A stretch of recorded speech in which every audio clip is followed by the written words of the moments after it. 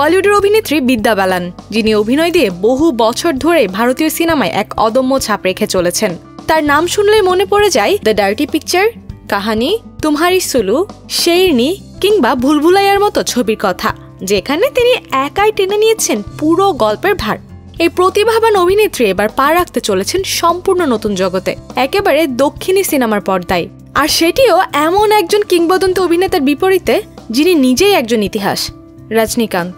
হ্যাঁ, ঠিকই শুনেছেন, বিদ্যা বালানকে এবার দেখা যাবে তামিল সিনেমা জেলার 2-এ, যেখানে রজনীকান্তের সঙ্গে স্ক্রিন শেয়ার করবেন তিনি। সিনেমাটি পরিচালনা করছেন দক্ষিণের জনপ্রিয় নির্মাতা নেলসন দিলীপ কুমার, যিনি এর আগেও রজনীকান্তের সঙ্গে কাজ করেছেন এবং প্রথম পর্ব জেলারকে বানিয়েছিলেন ব্লকবাস্টার হিট। সেখান থেকেই শুরু হচ্ছে নতুন অধ্যায় জেলার 2।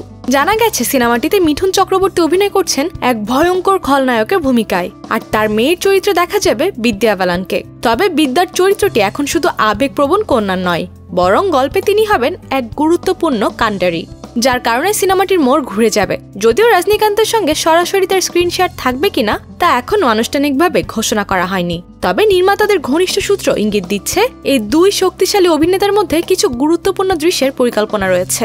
বর্তমানে সিনেমার শুটিং চলছে চেন্নাইয়ের একাধিক লোকেশনে। 2026 সালের জানুয়ারিতে শুরু হবে পোস্ট প্রোডাকশনের কাজ, আর ছবির সম্ভাব্য মুক্তির তারিখ নির্ধারণ করা হয়েছে 12 জুন 2026 সালে। দক্ষিণ ভারতের মেয়ে হয়েও বিদ্যা বালান এতদিন দক্ষিণী সিনেমা থেকে দূরেই ছিলেন। তার জন্ম কেরালায় হলেও কর্মজীবনের সূচনা তিনি করেছিলেন বলিউডে। মজার ব্যাপার হলো, তার প্রথম অভিনয় ছিল বাংলায় গৌতম হালদারের পরিচালিত ভালো থেকো সিনেমাতে। এরপর বলিউডে এসে নিজের প্রতিভায় মুগ্ধ করেছেন গোটা ভারতীয় দর্শককে। কিন্তু এই প্রথমবার তিনি দক্ষিণের মূলধারার বড় বাজেটের সিনেমায় যুক্ত হচ্ছেন, তাও আবার রজনীকান্তের মতো সুপারস্টারের সঙ্গে। বিদ্যা বালান মানে এক আত্মবিশ্বাসী অভিনেত্রী, যিনি কখনোই গ্ল্যামারের আড়ালে নিজের প্রতিভাকে হারাতে দেননি।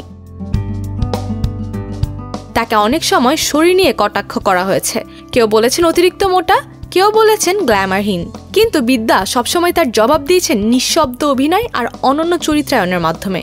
তার সর্বশেষ বড় পর্দার কাজ ছিল 2024 সালের ভুলভুলাইয়া 2, যেখানে তিনি মল্লিকা ও মঞ্জুলিকা দুটি ভিন্ন চরিত্রে অভিনয় করে প্রমাণ করেছেন তিনি এখনো ভয়, রহস্য ও নাটকের মিশ্রণে অপ্রতিদ্বন্দ্বী।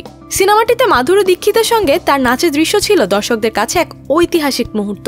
এবার রজনীকান্তের সঙ্গে তার সম্ভাব্য পর্দা ভাগাভাগি যেন বলিউড ও দক্ষিণী চলচ্চিত্রের এক সেতু বন্ধন তৈরি করবে।